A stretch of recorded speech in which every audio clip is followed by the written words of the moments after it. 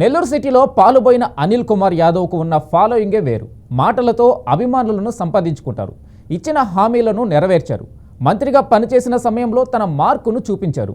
వైసీపీకే brand అంబాసిడర్గా మారారు. కానీ మూడోసారి మాత్రం ఎమ్మెల్యే అయ్యే అవకాశాన్ని చేజార్చుకున్నారు. ఇంతకీ అనిల్ కుమార్ యాదవ్ను జగన్ ఎంపీ అభ్యర్థిగా ఎందుకు నిలబెట్టారు? ఎమ్మెల్యే టికెట్ మరొకరికి ఎందుకు ఇచ్చారు?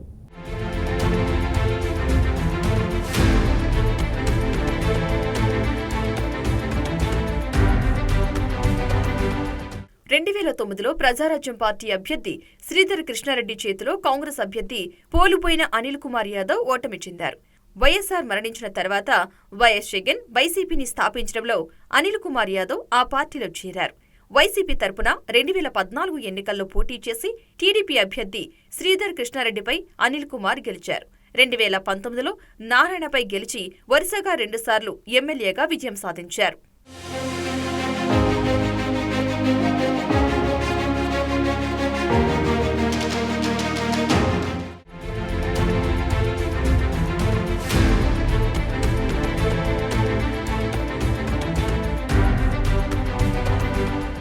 రెండు 2019 నుండి 2024 వరకు నెల్లూరు నగరంలో ఎన్నో రాజకీయ సంచలనాలు చోటు చేసుకున్నాయి. అనిల్ కుమార్ యాదవ్ అప్పటి ముఖ్యమంత్రి వైఎస్ జగన్ తొలి కేబినెట్లో రాష్ట్ర భారీ నీటిపారుదల జలవనరుల శాఖ మంత్రిగా అవకాశం దక్కించుకున్నారు. మంత్రి హోదాలో అనిల్ కుమార్ కోట్ల రూపాయల అభివృద్ధి పనులు చేశారు. నగరంలోని సర్వేపల్లి, జాఫర్ సాహెబ్ కాలువలకు రివిల్మెంట్ పనులు చేయించారు. నెల్లూరు నుంచి మైపాడు వరకు జాతీయ రహదారి విస్తరణ పనులు చేయించారు. నెల్లూరు బ్యారేజీకి నిధులు కేటాయించి పనులు చేయించారు.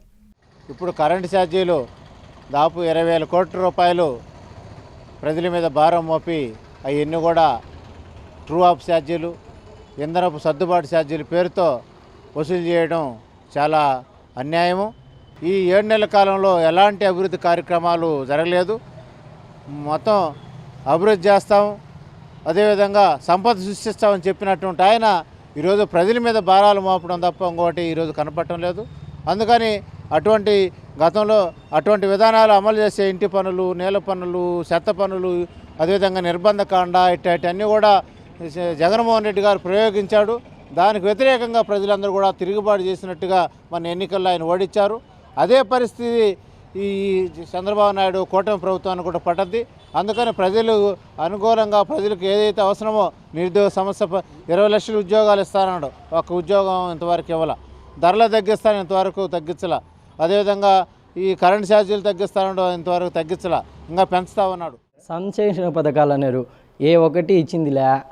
ఏ సూపర్ 6 నీకు 15,000, నీకు 15,000, నీకు 15,000, నీకు 18,000. ఆ 15,000 ఎట్టిపోయాయి, ఆ 18,000 ఎట్టిపోయాయి.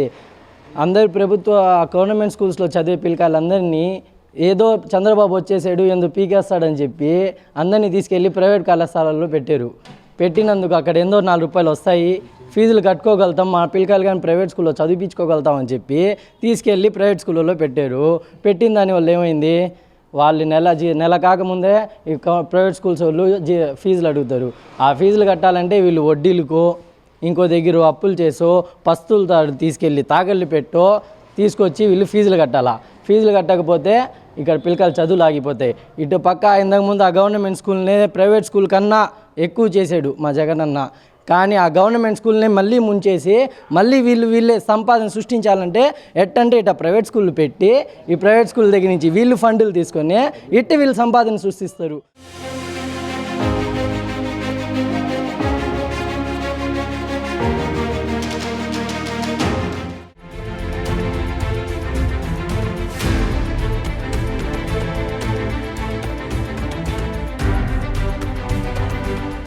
నెల్లూరు సిటీలో కొన్ని పార్కులను సైతం అభివృద్ధి చేశారు.